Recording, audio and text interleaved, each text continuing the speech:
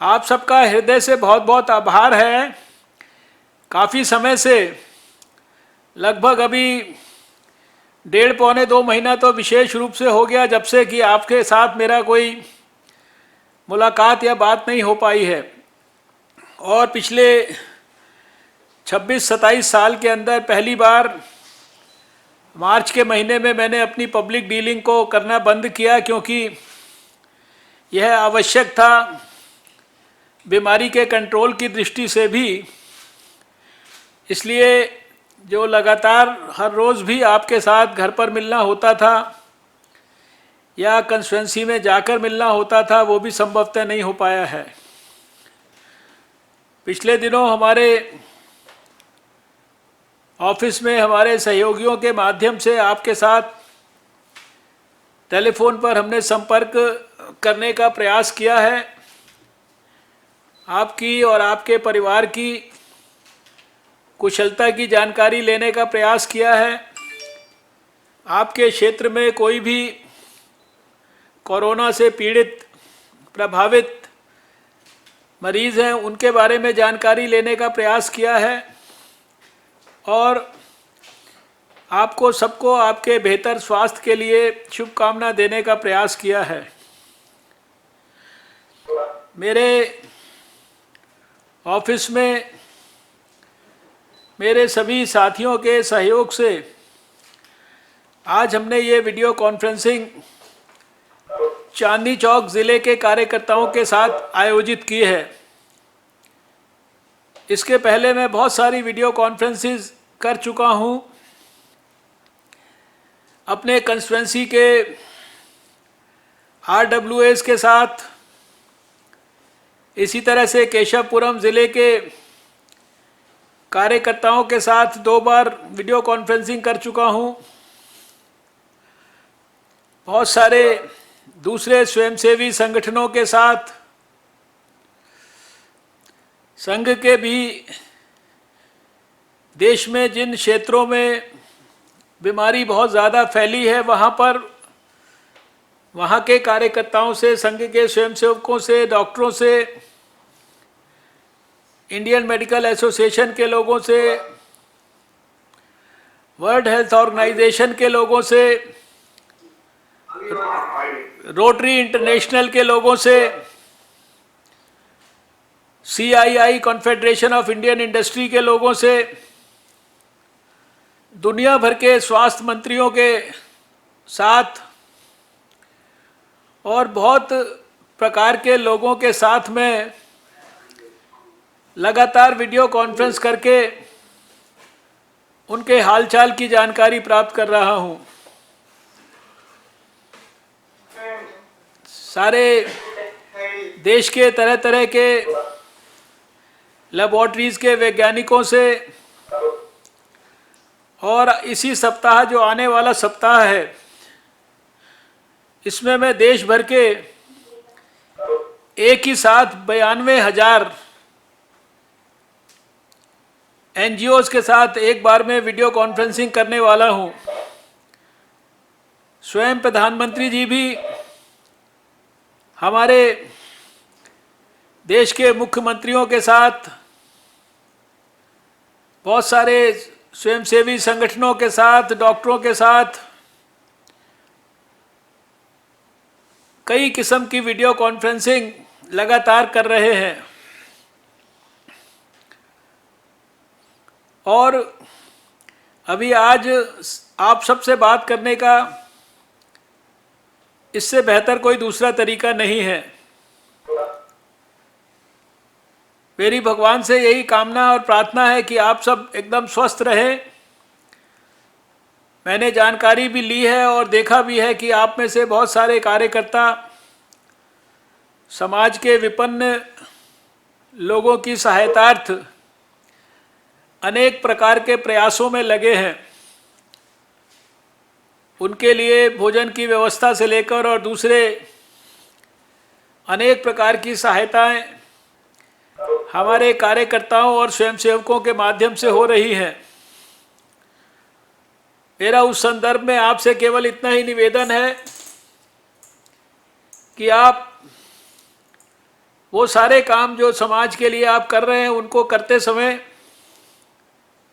अपने स्वास्थ्य के बारे में भी विशेष रूप से ख्याल करें, और जिनकी सहायता कर रहे हैं उनको भी क्या क्या सावधानियां बरतनी है इसके बारे में भी विशेष रूप से ख्याल करें। दिल्ली में भी और देश में भी बहुत सारे ऐसे मामले जानकारी में आए हैं जहां खाना बांटते समय देश में और दिल्ली में भी विशेषकर ऐसे बहुत सारे मामले हमारी जानकारी में आए हैं जहां खाना इत्यादि बांटते समय की गई लापरवाही के कारण दुर्घटनाएं घटी हैं। बड़ी संख्या में लोग कोविड बीमारी से प्रभावित हुए हैं। इसलिए जो बार बार ये कहा जा रहा है कि आप लॉकडाउन में बाहर ना निकले, आप सोशल डिस्टेंसिंग को मेंटेन करें, घर में हो या घर के बाहर विशेष रूप से इस बात की चिंता करें कि जिसको अभी प्रधानमंत्री जी ने बहुत अच्छी तरह से कहा 2 गज की दूरी, और जिसके बारे में सारे देश में हम देख रहे हैं कि गांव के लोग तो शायद उसको बहुत ईमानदारी से पालन कर रहे हैं, लेकिन शहर के लोगों को समझाते समझाते भी बहुत सारे लोग अभी भी लापरवाही कर रहे हैं।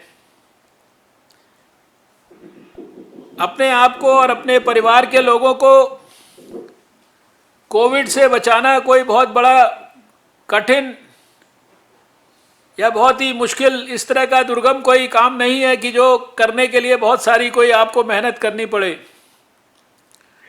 बार बार जो साधारण सावधानियां आपको लेने के लिए कहा जाता है, अपनी पर्सनल हाइजीन को मेंटेन करना, अपने रेस्पिरेटरी एटिकेट्स को मेंटेन करना, मास्क को लगा के रखना, 2 मीटर की फासले को बनाकर रखना, घर में रहना, ये सारी चीज़ें बहुत छोटी देखने में लगती हैं, लेकिन यही बातें आपको इस कोविड की बीमारी से बचा सकती हैं। आप जानते हैं कि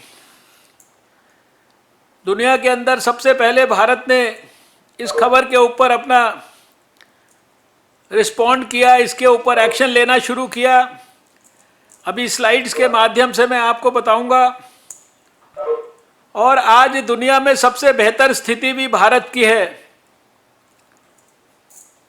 अभी मैं थोड़ी देर पहले ऑल इंडिया इंस्टीट्यूट के ट्रॉमा सेंटर, जिसको हमने कोविड का एक डेडिकेटेड अस्पताल बनाया, उसका दौरा करके वापस लौटा हूँ। और वहाँ पे भी मैंने मीडिया कर्मियों के सामने ये बात कही है कि दिन प्रतिदिन हमारी स्थिति बेहतर होती जा रही है। दुनिया में हमारी स्थिति सबसे बेहतर है, ये बराबर परिस्थिति बनी हुई है। दुनिया में अगर बहुत बड़ी संख्या में लोगों को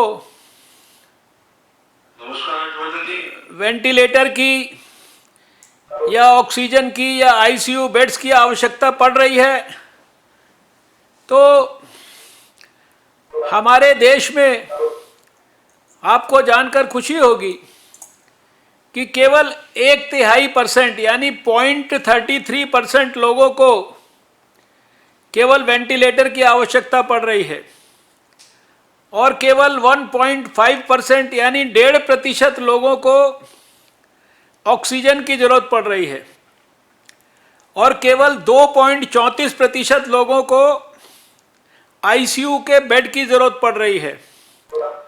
दुनिया में अगर दुनिया का ग्लोबल एवरेज डेथ रेट 7% के ज़्यादा है, तो हमारे देश में अपना मोर्टेलिटी रेट, मृत्यु दर, वो 3.1% पर रखे हुए हैं। लगातार जो बीमारी के केसेस का डबल होने का रेट, जो कि एक आधिकारिक पैरामीटर है, जिसके आधार पर बीमारी का कंट्रोल किस प्रकार से हो रहा है, हम सही दिशा में बढ़ रहे हैं अथवा नहीं, इसका अध्ययन होता है। वो हमारा लगातार दिन प्रतिदिन बेहतर होता जा रहा है। अगर मैं पिछले 14 दिनों की बात करूं तो हमारा डबलिंग रेट अगर 14 दिन के हिसाब से हम कैलकुलेट करें तो 8.1%, 8.1 दिन था। और अगर हम उसको पिछले 7 दिनों का कैलकुलेट करें तो ये 9.3 दिन हो जाता है।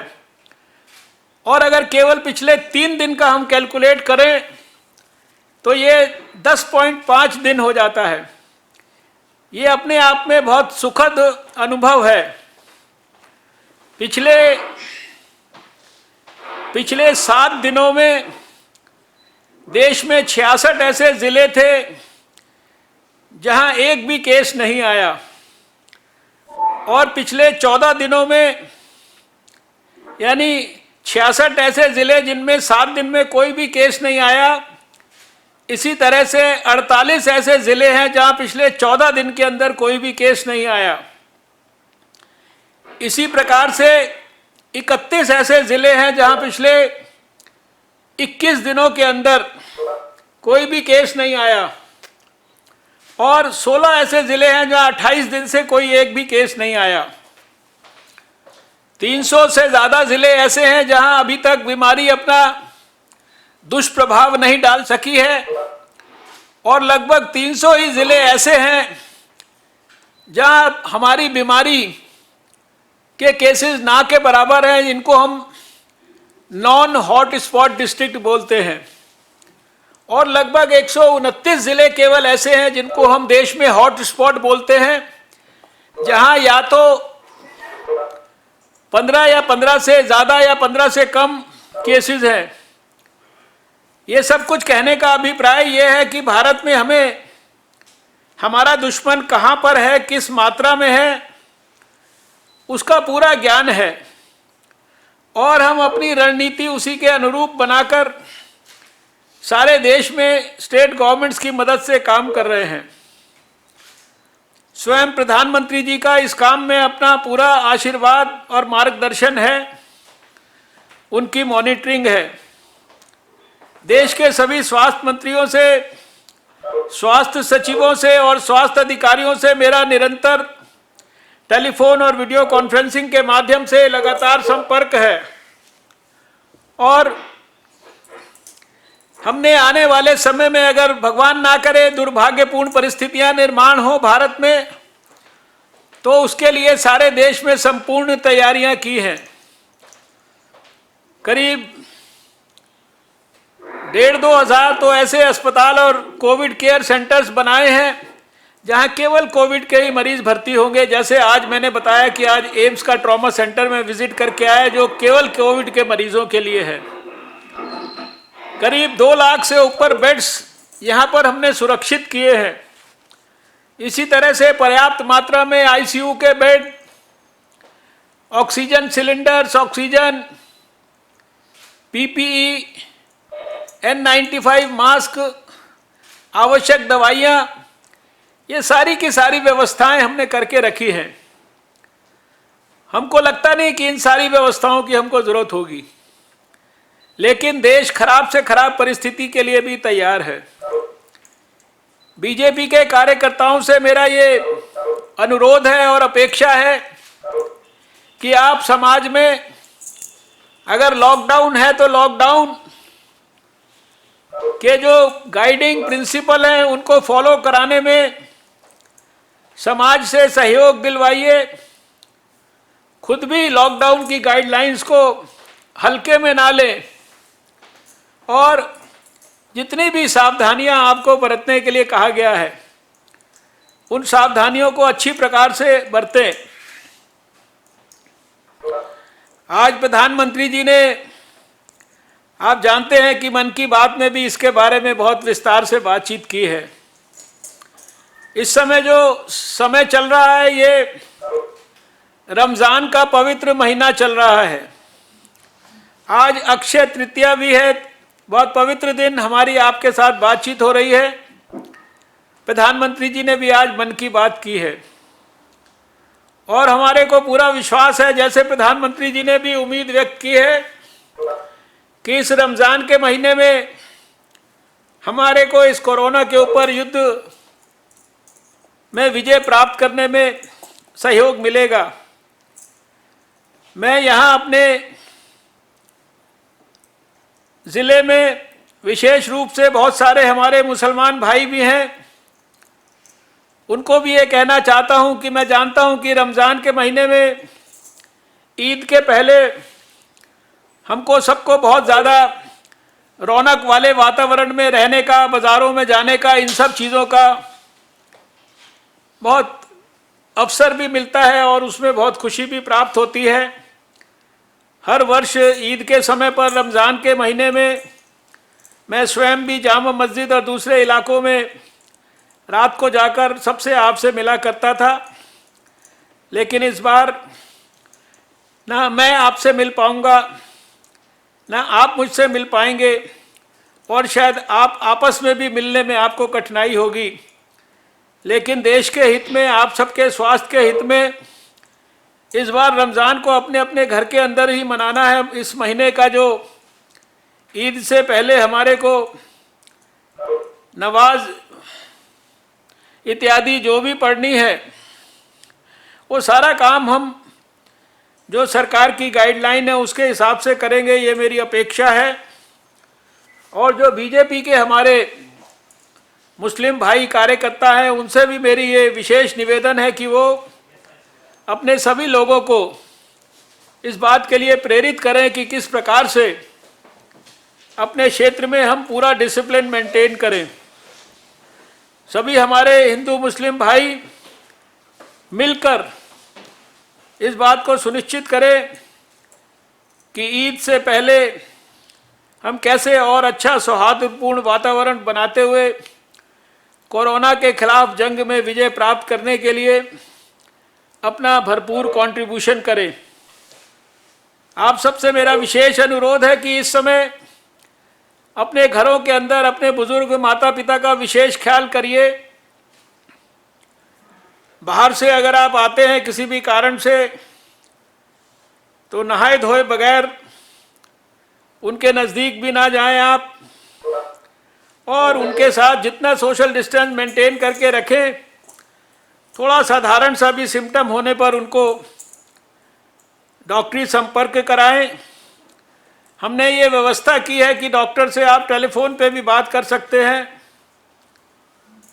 उनकी एडवाइस पर कोई भी दवाई केमिस्ट आपके घर पर डिलीवर कर सकता है। ऑल इंडिया इंस्टीट्यूट का बड़ा से बड़ा डॉक्टर भी आज टेलीफोन के माध्यम से देश के लोगों को एडवाइस कर रहा है और इसके माध्यम से मैं ये सोचता हूँ कि आप सब मिलकर अगर कोऑपरेट करेंगे तो मुझे पूरा विश्वास है कि कोरोना के खिलाफ जंग में हमें भरपूर सफलता मिलेगी। प्रधानमंत्री जी ने बहुत बड़ी गरीब कल्याणकारी योजनाओं को घोषित किया है। बहुत बड़ी संख्या में वो गरीबों के खातों में डायरेक्ट बैंक ट्रांसफ़र करा रहे हैं। 5 किलो तक उनको राशन इत्यादि 3 महीने के लिए बिना किसी पैसे के उपलब्ध कराया जा रहा है। गरीब बहनों के लिए उज्ज्वला योजना में सिलेंडर, बुजुर्गों के लिए पेंशन, हमारे जो विकलांग भाई हैं उनके लिए भी सहायता, बहुत सारी स्कीम्स चल रही हैं। इन स्कीम्स के बारे में भी थोड़ा सा मैं उल्लेख अपने प्रेजेंटेशन में करूंगा और बाद में थोड़े से कार्यकर्ताओं से मैं ज़रूर बात करने की कोशिश करूंगा। आप जानते हैं कि समय के अभाव में शायद सबसे बात करना संभव ना हो, इसलिए आप सबका धन्यवाद करते हुए मैं आपके सामने एक प्रेजेंटेशन के माध्यम से अभी तक भारत सरकार ने क्या क्या किया है और आपसे क्या क्या अपेक्षा है और क्या क्या जानकारी आपके लिए होनी ज़रूरी है, उसको आपके सामने मैं प्रस्तुत करता हूँ। आपको ये जानकारियाँ प्राप्त करके बहुत खुशी भी होगी। अपने देश के ऊपर, अपने प्रधानमंत्री के ऊपर, अपनी सरकार के ऊपर और स्वास्थ्य मंत्रालय के ऊपर आपको गर्व की अनुभूति होगी। अभी पिछले ही सप्ताह सारे दुनिया के स्वास्थ्य मंत्रियों के साथ विश्व स्वास्थ्य संगठन ने हमारा वीडियो कॉन्फ्रेंस कराया और उस विश्व स्वास्थ्य संगठन की वीडियो कॉन्फ्रेंस में विशेष रूप से उन्होंने भारत को प्रेजेंटेशन करने के लिए कहा और मैंने भारत की ओर से प्रेजेंटेशन सारे दुनिया के स्वास्थ्य मंत्रियों के सामने किया, जो आपको ये बताती है कि दुनिया में अभी बीमारी की क्या स्थिति है। इसमें देखने लायक बात यह है कि चीन ने सबसे पहले दुनिया को 31 दिसंबर को ये कहा कि हमारे यहाँ निमोनिया के केसेस आ रहे हैं जिसके बारे में हमें समझ में नहीं आ रहा है, और फिर उन्होंने 7 जनवरी को दुनिया को ये बताया कि हमारे यहाँ कोई नया कोरोना वायरस आया है जो बहुत ज़्यादा दुष्प्रभाव डाल रहा है समाज के ऊपर। लेकिन आप देखेंगे इस स्लाइड में कि हमने 24 घंटे से कम समय के अंदर 8 जनवरी को अपने स्वास्थ्य मंत्रालय में इसके लिए पहली एक्सपर्ट्स की मीटिंग की। इसी स्लाइड में आप देख रहे हैं कि WHO ने दुनिया के लिए खतरा इसको बताया 30 जनवरी को, लेकिन हमने 24 घंटे से कम समय के अंदर 8 जनवरी को एक्सपर्ट्स की मीटिंग की और 17 जनवरी को सारे देश को हमने सूचित कर दिया था कि किस प्रकार से उनको इस बीमारी से लड़ने के लिए तैयारी करनी है। हमने अपने एयरपोर्ट्स पर स्क्रीनिंग शुरू कर दी थी, थर्मल स्क्रीनिंग, और सारे देश में लोगों को सर्वेलेंस में रख दिया था, कम्युनिटी सर्वेलेंस, जो एक प्रक्रिया है जिसके तहत जो लोग बीमारी फैला सकते हैं उनके ऊपर बहुत गहराई से नजर रखनी होती है। वो काम हमने शुरू कर दिया था। ये स्लाइड आपको दिखा रही है कि अभी कल भी सारे दुनिया के अंदर किस प्रकार से केसेस की संख्या है। अमेरिका में 8 लाख से ज़्यादा केस हो गए हैं, 44,000 से ज़्यादा मौतें हो गई हैं। स्पेन में 2 लाख से ज़्यादा, इटली में भी 2 लाख के करीब, जर्मनी में भी 1.5 लाख के करीब, और इसी प्रकार से मौतों की संख्या है। खाली एक यूरोप के इलाके में 30,000 से ज़्यादा केस केवल कल में हुए हैं। चीन में भी दोबारा से अभी भी केसेस हो रहे हैं, कल भी 14 केसेस हुए हैं और 4,642 डेथ्स हुई हैं। ये एक प्रकार से आपको सारे दुनिया की स्थिति के बारे में ये स्लाइड जानकारी दे रही है। नेक्स्ट, ये हमारे भारत की स्थिति है। इसमें आपको, जैसा मैंने अभी कहा था, शुरू में मैंने बताया भी कि डबलिंग रेट हमारा पिछले 7 दिनों का 9.3 है, लेकिन अगर पिछले 3 दिन का देखें तो ये 10.5 हो गया है। और अभी इसमें देख रहे हैं आप कि 5,804 लोग रिकवर होके जो है घर चले गए हैं, जो बहुत बड़ी अच्छी संख्या है। रिकवरी रेट हमारा बहुत अच्छा है। ये जो आप नक्शा देख रहे हैं, इसमें वो लाल इलाके वो हैं जो हमारे हॉट स्पॉट्स हैं, जहां 15 से ज़्यादा या 15 से थोड़े कम केसेस हैं। आप इसी तरह से इसमें ग्रीन इलाके देख रहे हैं, जो वो इलाके हैं जहां की हमारे कोई केसेस नहीं हुए हैं। तो मैंने जैसा आपको ये नक्शे पे दिखाया कि इसमें जो ऑरेंज इलाके दिख रहे हैं, ये वो इलाके हैं जहां देश में बहुत मामूली एक दो केसेस डिस्ट्रिक्ट्स में हैं। अभी हमारा प्रयास चल रहा है कि ये लाल इलाके जो हैं, इनमें अगर 14 दिन तक कोई केस जब नहीं होता है किसी डिस्ट्रिक्ट में, तो वो ऑरेंज में चला जाता है, और जब ऑरेंज वाले में जो है 14 दिन तक और फर्दर केसेस नहीं होते हैं तो वो फिर ग्रीन में चला जाता है। यानी रेड के अंदर अगर 28 दिन तक कोई केस नहीं होता तो रेड वाला जो है ग्रीन इलाके में चला जाता है। तो हमारी स्ट्रैटेजी बड़ी स्पष्ट है और उसके अनुरूप हम सारे देश में काम कर रहे हैं। इसी तरह से ये आपको दिखाई दे रहा है कि किस प्रकार से जो है ये कंफर्म्ड केसेस का जो है ये डिटेल्ड जो है ग्राफ है, और एक प्रकार से जो हमारे मरीज जो है ठीक हो रहे हैं। ये स्टेट्स के हिसाब से जो हमारे 10 बड़े स्टेट्स हैं जहां हमारी ज़्यादा तकलीफ है, जैसे महाराष्ट्र है, उसमें आपका दिल्ली भी जो है, आप ये मत समझिए कि दिल्ली में आप अभी आज तकलीफ में नहीं है तो कल तकलीफ में नहीं आ सकते हैं। दिल्ली हमारे जो 3-4 बड़े स्टेट्स जहां देश में सबसे ज़्यादा तकलीफ है उसमें से एक है दिल्ली, गुजरात, महाराष्ट्र, आप देख रहे हैं मध्य प्रदेश, राजस्थान, तमिलनाडु, ये 5-6 प्रदेश जो हैं ये हमारे ज़्यादा तकलीफ वाले क्षेत्र हैं। नेक्स्ट, इसी तरह से ये स्लाइड दिखा रही है कि कैसे समय समय पर, समय से पहले हमने प्रोएक्टिवली प्रीएम्प्टिव तरीके से ग्रेडेड रिस्पांस किया। WHO ने कब क्या कहा, हमने कब जनता कर्फ्यू लगाया, कब हमने लॉकडाउन लगाए, यानी समय से पहले हमने सारे काम किए दुनिया के मुकाबले। दुनिया ने, अमेरिका ने, स्पेन ने, जब उनके यहाँ बड़ी संख्या में लोगों की मृत्यु होने लगी, अस्पतालों में जगहें नहीं मिलती थी, तब उन्होंने बहुत लेट ये सारे एक्शंस लिए। कई जगह पे अभी भी एक्शंस नहीं लिए हैं। ये सिर्फ स्लाइड उसको दिखा रही है। नेक्स्ट, ये स्लाइड दिखा रही है कि कैसे शुरू से प्रधानमंत्री जी भी मॉनिटर कर रहे हैं। भारत में 30 जनवरी को पहला केस आया था तो उन्होंने मेरी अध्यक्षता में ग्रुप ऑफ मिनिस्टर्स बनाया था, जिसकी 13 मीटिंगें अब तक हम कर चुके हैं। हाईएस्ट लेवल पर सारी मॉनिटरिंग हो रही है, हेल्थ मिनिस्टर्स के साथ, चीफ सेक्रेटरीज के साथ, देश भर के डीएम्स के साथ, देश भर के सर्वेलेंस ऑफिसर्स के साथ, सबके साथ हम लोग लगातार हर लेवल पर इस विषय को परस्यू कर रहे हैं बहुत डिटेल में। ये स्लाइड उसी का डिटेल आपको दिखा रही है। नेक्स्ट,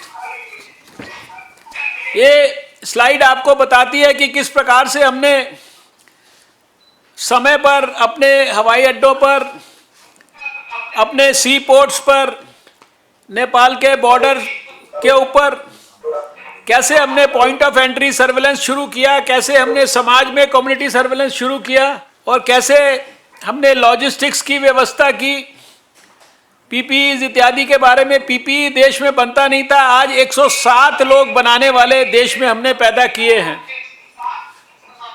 और रोज के 1 से 2 लाख पीपीई भारत में अभी बन रहे हैं, जिस देश में एक भी नहीं बनता था। लेबोरेटरी एक भारत में थी, आज 350 से ज़्यादा लेबोरेटरीज हमने जो है इस 2 महीने में क्रिएट की है।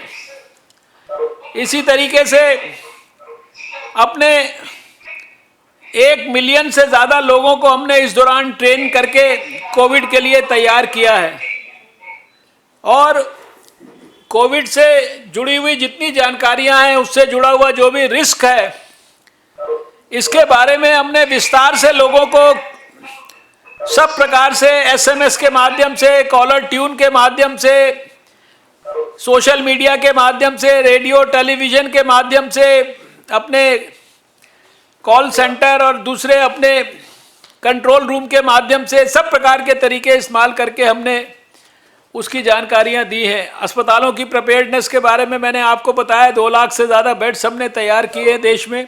ये जो मैंने अभी आपको एक कैपेसिटी बिल्डिंग की बात की, और मैंने बताया कि किस प्रकार से लाखों लोगों को हमने देश में इसी दौरान ट्रेनिंग दी, क्योंकि नई बीमारी है, इसको कैसे हैंडल करना है, इसके लिए लोगों को ट्रेंड करना ज़रूरी था। ये दाईं तरफ जो आपको बीच में फ़ोटो दिख रही है, वो 6 मार्च को एक साथ एक देश में 1000 जगहों पर लोग हम यहाँ वीडियो कॉन्फ्रेंसिंग के माध्यम से उनकी ट्रेनिंग कर रहे थे। सब प्रकार के, सब स्तर के लोगों की हमने ट्रेनिंग की है, एयरपोर्ट के स्टाफ से लेकर इमिग्रेशन ऑफिशियल्स तक, डिज़ास्टर के लोगों की, और हर विषय के ऊपर जो बीमारी को कंट्रोल करने से संबंधित हो सकता है। इसी दौरान बीमारी को डील करते करते इनकी ट्रेनिंग का काम भी हमने किया है। नेक्स्ट, ये वही बात है जो दिखा रही है कि एयरपोर्ट्स पे हमने 15 लाख लोगों को स्क्रीन किया, हमने बॉर्डर के ऊपर नेपाल के 20 लाख लोगों को स्क्रीन किया, हमने शिप्स के जो पोर्ट हैं, मेजर शिप पोर्ट्स, सी पोर्ट्स, करीब 12 मेजर हैं और 65 नॉन मेजर हैं, इनके ऊपर 47-48 हज़ार लोगों को हमने स्क्रीन किया। ये स्लाइड उसको दिखाती है। नेक्स्ट, ये कैसे हमने समय समय पर विदेशों से आने वाली फ्लाइट्स और यहाँ से लोगों को जाने के लिए या विदेश से आने के लिए एडवाइजरीज दी, कैसे कैसे फ्लाइट्स को बैन किया जैसे जैसे दुनिया में बीमारी बढ़ी उसके हिसाब से, और आखिर में 19 मार्च को हमने सारे दुनिया की सभी फ्लाइट्स को और सारे हवाई अड्डों को बंद कर दिया। ये स्लाइड उसका डिस्क्रिप्शन आपको दिखाती है। नेक्स्ट, ये स्लाइड दिखाती है कि कितनी तकलीफ में भी हमने 2500 अपने भारतीयों को हम वहाँ से चीन से, जापान से, ईरान से और इसी प्रकार से इटली से, मलेशिया से हम लेकर आए। ईरान के अंदर टेस्टिंग की फैसिलिटी नहीं थी तो हमने अपनी बहुत बड़ी लैब को ईरान में शिफ्ट किया और उसके बाद वहाँ से टेस्ट करके हम लोगों को लेके आए। 48 विदेशियों को भी हमने यहाँ भारत में और भारत के माध्यम से दूसरे देशों में शिफ्ट करने में कार्यक्रम आयोजित किया। ये जो स्लाइड है ये दिखाती है कि कैसे एक व्यक्ति, उसको अगर इन्फेक्शन वाला पाया गया तो वो किस किस के संपर्क में आ सकता है या आया होगा, उसको हमने कैसे देश भर में ट्रेस किया है। आज भी 9 लाख लोग हमारे कम्युनिटी सर्वेलेंस में हैं जिन पर हमारी पैनी निगाह है पूरे देश में कि वो कहाँ हैं, उनके ऊपर कोई सिम्टम तो उनको 14 दिन में डेवलप नहीं हो रहा है। उनके साथ टेलीफोन पे बात होती है, वो या तो आइसोलेशन सेंटर्स में है, क्वारंटाइन सेंटर्स में है, घरों में क्वारंटाइन कर रहे हैं। ये स्लाइड दिखाती है, ये हमारा जो भारत में तीसरा मरीज आया था वो 23 साल का एक मेल था, नौजवान, वुहान से। ये चाइना से चलकर कलकत्ता में आया। कलकत्ता में इसने बेंगलोर के लिए दूसरी फ्लाइट पकड़ी, बेंगलोर के होटल में रुका, होटल से वापस बेंगलोर के एयरपोर्ट पे गया, बेंगलोर के एयरपोर्ट से ये कोचीन के लिए फ़्लाइट पकड़ी इसने। कोचीन में आने के बाद ये रेलवे स्टेशन पे गया, रेलवे स्टेशन से एक दूसरे स्थान पर गया और फिर वहाँ से आगे बस स्टॉप पर गया, बस स्टॉप से आगे फिर एक दूसरे स्थान की ट्रेन इसने पकड़ी है। फिर उसके बाद ऐसे करते करते ये अंत में जब तक अपने घर पर पहुँचा तब तक होटल 2, कई टैक्सियाँ, कई ट्रेन और कई हवाई जहाज इसने पलटे। लेकिन इन सब जगहों की कितनी डिटेल में कॉन्टैक्ट ट्रेसिंग की गई कि ट्रेन के अंदर उसके कंपार्टमेंट में कौन लोग उसके पास बैठे थे, हवाई जहाज में कौन लोग उसके आगे पीछे बैठे थे, बस में कौन कौन से पैसेंजर उसके साथ थे। ऐसे करके 162 कॉन्टैक्ट ट्रेस किए गए और उनको फिर सर्विलेंस में रखा गया। ये सिर्फ स्लाइड आपको इस बात का अनुमान कराएगी कि आप तो घर में आराम से लॉकडाउन में बैठे हैं, लेकिन जो देश में इस काम को, बीमारी को कंट्रोल करने के लिए जो लोग लगे हैं लाखों की तादाद में, उनको किस स्तर पर, कितनी डिटेल में कितना काम करना पड़ रहा है और सब प्रकार के खतरे मोल लेकर। नेक्स्ट, ये एक पोर्टल है जो शुरुआती दौर में ही 17 जनवरी को ही बना दिया गया था। जो भी एयरपोर्ट्स पे लोग आते हैं, आप जानते हैं कि उनकी बहुत डिटेल्ड सर्विलेंस होती थी, उनकी स्क्रीनिंग होती थी, उनके डिटेल लिखे जाते थे, उनसे फॉर्म भराए जाते थे और फिर उनकी सारी जानकारी जगह जगह स्टेट्स को शिफ्ट की जाती थी। इस पोर्टल के ऊपर एक एक व्यक्ति की डिटेल्ड जानकारी लिखी जाती थी और उसके ऊपर फिर पैनी निगाह रखी जाती थी। जैसा मैंने कहा कि इस समय इस स्लाइड में लिखा है 9,65,783 ट्रैवलर्स जो है वो कम्युनिटी सर्विलेंस में है, जिसमें से 84,000 लोग सिम्प्टोमेटिक पाए गए थे और उसमें से कुछ लोगों को अस्पतालों में एडमिट कराया गया जैसे आवश्यकता थी। ये स्लाइड उसके बारे में एक मोटा आपको जानकारी देती है। बहुत सारी बातें हैं बताने के लिए, लेकिन मैं बहुत ही संक्षेप में आपको जल्दी जल्दी शेयर कर रहा हूँ। ये एक लेबॉर्ट्री से लेकर और कैसे हम जो है आज 350 से ज़्यादा लैब्स तक पहुँच गए हैं। आप देख रहे हैं कि कल हमने 45,000 टेस्ट देश में किए हैं। हमारी 56,000 टेस्ट को करने की कैपेसिटी हो गई है देश में रोज़, और ये कैपेसिटी भी हम 1 लाख टेस्ट तक रोज़ करने के लिए 31 मई तक कृत संकल्प हैं। ये स्लाइड वही दिखाती है कि हमारी 277 लेबॉर्ट्री सरकार ने बना दी है देश भर में इतने छोटे टाइम में। आप में से बहुत लोगों को ये जानकारी नहीं होगी कि कुछ ही समय पहले तक, कुछ साल पहले तक, ये जो टेस्ट है वायरस का, इसकी जांच अमेरिका में जाती थी। इसका जो सैंपल है वो अमेरिका जाता था। जो बिहार में एनकेफ्लाइटिस की बीमारी होती थी 2014 में, जब मैं स्वास्थ्य मंत्री था, तो उसके सैंपल्स अमेरिका जाया करते थे। इबोला के सैंपल जो है देश के बाहर जाया करते थे। लेकिन एक लेबॉर्ट्री भारत में हमारे पास जनवरी के महीने में थी। आज आप नक्शे पे देख रहे हैं कि सारे हिंदुस्तान में इस दौरान हमने इतनी कॉम्प्लिकेटेड लेबॉर्ट्रीज जो है उनको खोलकर तैयार कर दिया है। नेक्स्ट,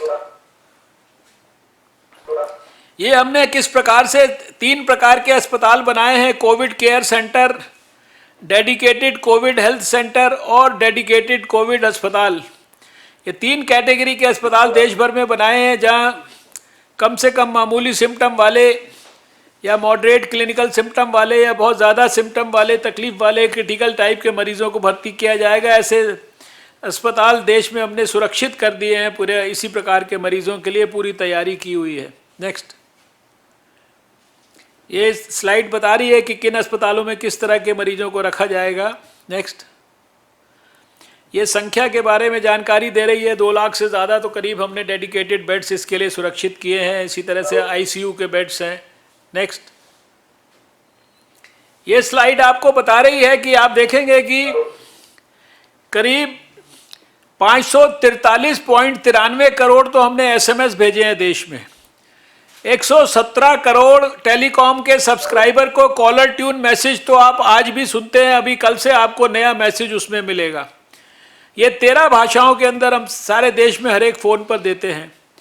कई सारी टीवी स्पॉट्स, रेडियो स्पॉट्स, अखबारों में एडवर्टीजमेंट, जितने प्रकार के तरीके हो सकते हैं टेलीविज़न पर प्रचार करने के, उन सब का इस्तेमाल करके हमने देश के लोगों को सक्षम बनाया है, सूचित किया है कि उनको कोरोना के खिलाफ युद्ध के लिए क्या क्या सावधानियां लेनी है।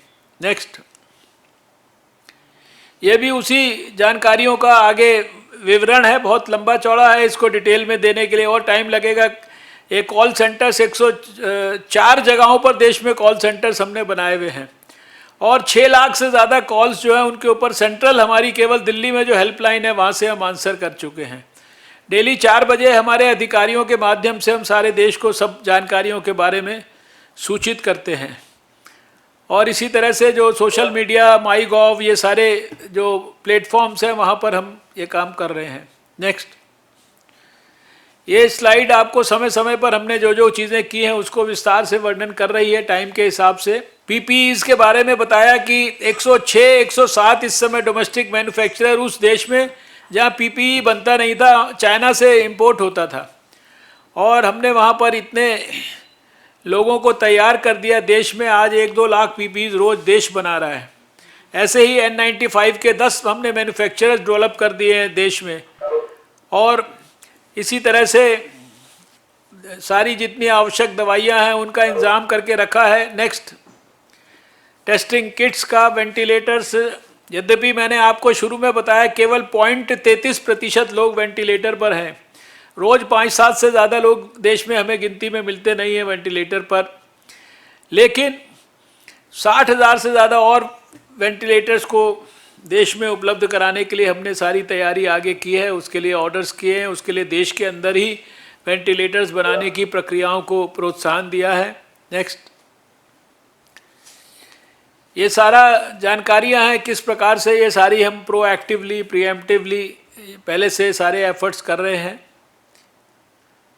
जिनको इंटरेस्ट है वो पढ़ेंगे तो उनको ध्यान में आ जाएगा कि हर विषय पे ये अगेन क्या क्या समय समय पे 17 जनवरी से शुरू करके क्या क्या हमने किया, ट्रैवल एडवाइजरी से लेकर और आगे तक, शिप्स के ऊपर, बॉर्डर्स के ऊपर, जनता कर्फ्यू से लेकर और फिर जनता ये जो लॉकडाउन तक, ये सारी बातें इसमें समय के साथ दी हैं। ये वो उसी की कंटिन्यूटी है। नेक्स्ट, ये भी जो आपके सामने रोज़ जो होम मिनिस्ट्री गाइडलाइंस देती है उसी का डिस्क्रिप्शन है कि क्या क्या चीज़ें आप कर सकते हैं, क्या क्या चीज़ें नहीं कर सकते हैं, किन किन चीज़ों में रिलैक्सेशंस हैं। नेक्स्ट, ये मैंने अभी आपको बताया कि देश में ये जहाँ पे बिल्कुल भी कोई बीमारी नहीं हुई है, वो डिस्ट्रिक्ट्स जहाँ 2-4 केसेस ही हैं, वो डिस्ट्रिक्ट बीच में 297 दिख रहे हैं। और ऐसे ही जो रेड स्पॉट वाले हाई रेड जोन है, जो हॉट स्पॉट्स हैं, और इन सब में क्या क्या हमारी स्ट्रैटेजी है वो सब दिखा रही है कि हॉट स्पॉट में अगर 14 दिन तक केस नहीं आता तो वो ऑरेंज जोन में चला जाता है, फिर 14 दिन तक नहीं आता तो वो ग्रीन जोन में चला जाता है। नेक्स्ट, यही सब यहाँ पे हमें क्या क्या रणनीति अपना के हम काम कर रहे हैं इसकी जानकारी है। नेक्स्ट, ये उसी को टेक्निकल तरीके से लिखा गया है कि क्लस्टर में जहाँ 15 से कम केस हैं तो क्या करना है, 15 से ज़्यादा केसेस हैं तो क्या करना है। नेक्स्ट, ये आप देख रहे हैं दिल्ली में, और ये आप लोगों के लिए विशेष महत्व का है कि यहाँ पे जो पिछले दिनों में डेवलपमेंट हुई है, इसमें नॉर्थ दिल्ली जो है ये रेड जोन में चला गया है। यानी हम चाहते हैं कि रेड जोन से जो डिस्ट्रिक्ट हैं वो ऑरेंज में जाएं, ऑरेंज से ग्रीन में जाएं, लेकिन आपके दिल्ली में 7 हॉट स्पॉट डिस्ट्रिक्ट्स हैं और 3 डिस्ट्रिक्ट ऐसे हैं जहां की डबलिंग रेट सारे देश के एवरेज से यानी ज़्यादा तेज है, यानी कि खराब स्थिति है पूरे देश के एवरेज से। और यद्यपि पूरे दिल्ली का जो डबलिंग रेट है वो एवरेज 13.7 है, लेकिन 3 डिस्ट्रिक्ट्स में स्थिति देश के एवरेज से ख़राब है। और जो बताया कि नॉर्थ दिल्ली जो है ये रेड जोन में जा रहा है, ये हम सब के लिए चिंता का विषय होना चाहिए। ये सारा दिल्ली के डिस्ट्रिक्ट्स के बारे में है। इसमें खासकर आप देख रहे हैं कि जो आपका सेंट्रल डिस्ट्रिक्ट है ये शायद नॉर्थ के बाद सबसे ज़्यादा ख़राब स्थिति में है। ये आपके लिए जो चांदनी चौक ज़िले के लोग हैं वो उनके लिए ये विशेष महत्व की बात होनी चाहिए। आपके यहाँ 231 केसेस हैं और डबलिंग रेट 4.9 है। ऐसे ही नॉर्थ डिस्ट्रिक्ट जो है उसमें डबलिंग रेट 2.9 है, जो कि सबसे ख़राब है दिल्ली के लिए और देश के लिए भी शायद। नेक्स्ट, ये सारी जो गरीबों के कल्याण के लिए प्रधानमंत्री जी ने योजनाएं बनाई हैं उनके बारे में इसमें डिस्क्रिप्शन है। ये सब आपके टिप्स पर होनी चाहिए, लोगों को बताने के लिए भी और लोगों को ये चीज़ें उपलब्ध कराने के लिए फैसिलिटीज़। ये बहुत डिटेल में है इसलिए शायद इतना समय नहीं है इनके बारे में एक एक के बारे में बात करें, लेकिन सभी जितने देश के हेल्थ वर्कर्स हैं ये करीब लाखों में इनकी संख्या है। इनकी 50 लाख रुपए का हर एक हेल्थ वर्कर का हमने बीमा कराया अपने स्वास्थ्य मंत्रालय की तरफ से कि अगर कोविड में किसी कारण से दुर्भाग्यपूर्ण घटना होती है तो 50 लाख रुपए तक का उनका बीमा हमने कराया है। नेक्स्ट, ये एक आरोग्य सेतु ऐप हम चाहते हैं कि सारे हमारे कार्यकर्ता और सारे समाज के लोग इसको ऐप को डाउनलोड करें। इसके ऐप के आपके फ़ोन में रहने पर आपकी सुरक्षा का जो साधन है वो भी मजबूत हो जाएगा और कोई भी कोरोना से प्रभावित व्यक्ति आपके नज़दीक आसपास आएगा तो आपको नोटिफिकेशन आएगा। काफ़ी टेक्निकली मेहनत करके ये बनाया गया है। 7 करोड़ लोग इसको अब तक डाउनलोड कर चुके हैं। और इसी तरह से ये दूसरी आर्टिफिशियल इंटेलिजेंस और दूसरी चीज़ों का इस्तेमाल करके हम जो गैप्स हैं कहाँ कहाँ ये सब चीज़ों को देश में उनको हम प्लॉट कर रहे हैं। ये सब आपको ये स्लाइड दिखा रही है डिजिटल इंटरवेंशंस हमारे। नेक्स्ट, ये साइंस के अंदर हमारी, क्योंकि आप जानते हैं कि मैं साइंस मिनिस्टर भी हूँ, वहाँ पे भी हम लोग बहुत काम कर रहे हैं। भारत दुनिया के 5 देशों में से एक है जिसने इस वायरस को अलग कर लिया है। जो बायोलॉजी जानते हैं, साइंस जानते हैं, वो जानते हैं वो हम इसकी वायरस की जेनेटिक सीक्वेंसिंग भी कर रहे हैं। नई वैक्सीन बनाने के लिए प्रयास हो रहा है। पूना में हमारा सीरम इंस्टीट्यूट और इंग्लैंड की ऑक्सफोर्ड यूनिवर्सिटी मिलकर वैक्सीन को बनाने में लगे हैं। कुछ दवाइयों पे हमारे CSIR काम कर रहा है। वो दवाइयों के बारे में PGI में, ऑल इंडिया इंस्टीट्यूट में ट्रायल्स शुरू हो गए हैं। और ऐसे बहुत सारी नई भारत के अंदर किट्स डेवलप हो रही हैं जो खाली पहले विदेशों से आती थी। मेडिकल इक्विपमेंट्स वगैरह सब भारत में इसके बाद से बनाने शुरू किए हैं। इसको हमारी सब साइंस लेबॉर्ट्रीज उनको सपोर्ट कर रही हैं। नेक्स्ट, ये कुछ सारे देश में जो कुछ स्टेट्स अच्छे काम कर रही हैं, कैसे कैसे क्या कर रही हैं, वो हम लोग दिखा रहे हैं, एक दूसरे के साथ इनको शेयर कराते हैं ताकि एक की अच्छी बात दूसरे भी फॉलो करें। नेक्स्ट, ये सब स्टेट्स का हमने यहाँ डिस्क्रिप्शन दिया है, समय नहीं है लेकिन मैं आपसे चर्चा ज़रूर करता। नेक्स्ट, इसी तरह दिल्ली में भी बहुत सारी बातें हैं, इसको हम स्लाइड को 2 मिनट रखते हैं खोल के, तो इसको आप देख सकते हैं कि हर एक प्रदेश में कुछ ना कुछ अच्छी बातें हैं जो दूसरे लोगों के लिए फॉलो करने लायक हैं। नेक्स्ट, ये फोकस एरियाज में जो हमारी स्ट्रैटेजी है उसके बारे में सारा डिस्क्रिप्शन है। नेक्स्ट, ये कैसे क्लस्टर्स के अंदर हम कंटेनमेंट का प्रोग्राम कर रहे हैं, रिस्पांस टीम्स हैं, वहाँ पर 5 किलोमीटर के दायरे में एक एक घर का हाउस टू हाउस सर्वे करते हैं। जैसे बताया आपको कि 162 उनके कॉन्टैक्ट ट्रेस किए, ऐसे ही कोई भी केस आता है उसका किस किस से संपर्क हुआ है, किस किस से संबंध हुआ है, उसकी बहुत डिटेल्ड जो है आप रोज़ आप सुनते हैं टीवी पे कि इतने आदमी क्वारंटाइन हो गए, इतने क्वारंटाइन हो गए, वो उसी पर आधार पर होता है कि जो पॉजिटिव आता है उसका किस किस से संपर्क हुआ है, उसको तुरंत अलग करते हैं ताकि अगर उसने उसको इन्फेक्शन दिया भी है तो उसको अलग करने से वो कम से कम आगे किसी को इन्फेक्शन ना दे पाए। ये सोशल डिस्टेंसिंग के बारे में बहुत कुछ कहा गया है, लेकिन मैं इतना कहता हूँ, मैंने इसके लिए एक बात कही है कि अभी जब तक वैक्सीन नहीं आती तब तक ये सोशल डिस्टेंसिंग और लॉकडाउन यही हमारी सबसे बड़ी वैक्सीन है, और इनका ही पालन करना यही अपने आप को बचाव करने का सबसे अच्छा तरीका है।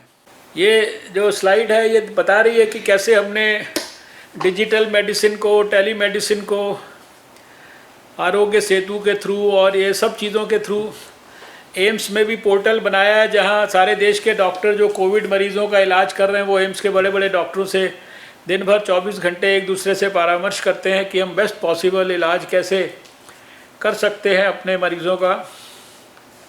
धन्यवाद आपका बहुत। ये सारी जो संक्षेप में वैसे बहुत सारी बातें हैं जिनका हम चर्चा कर सकते हैं।